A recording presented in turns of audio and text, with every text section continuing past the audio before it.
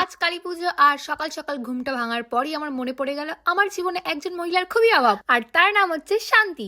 কি ভাবছো? কি সব ভুলভাল বকছি? আরে তোমরাই বলো, কালী পুজোর দিন কার পড়া থেকে? আর তার মধ্যে আমি আজকে পড়েছি নতুন জামা, আর আমি দুর্ঘটনা ঘটাবো না? এই ম্যাগি খেতে গিয়ে, সামান্য ম্যাগি খেতে গিয়ে আমি আমার সাদা জামার 12টা বাজিয়ে ফেলেছি। সবাই মিলে অনেক ন্যাকা কান্না করে তাড়াতাড়ি ছুটি নিয়ে চলে এসেছিলাম, আর ট্রেনে আসার পথে একটু খেয়ে নিলাম সাবু পাপড়। বাড়ি এসে দেখি আমার মা মোমবাতি ধরাচ্ছে, তারপর আমি আর বুনু চলে গেছিলাম ছাদে মোমবাতি দিতে। আর আজ আমরা প্রথমবার ফানুস ওড়াবো।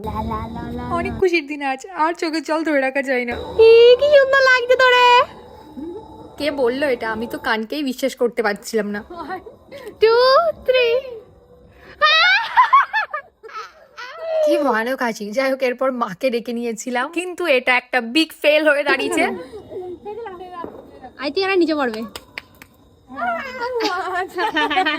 তাই মনে দুঃখে একটু চকলেট খেয়ে নিলাম। এরপর হালকা করে একটু রেডি হয়ে নিচ্ছি, কারণ আমাদের আছে ইনভিটেশন, আর আমার বোন এত অলস।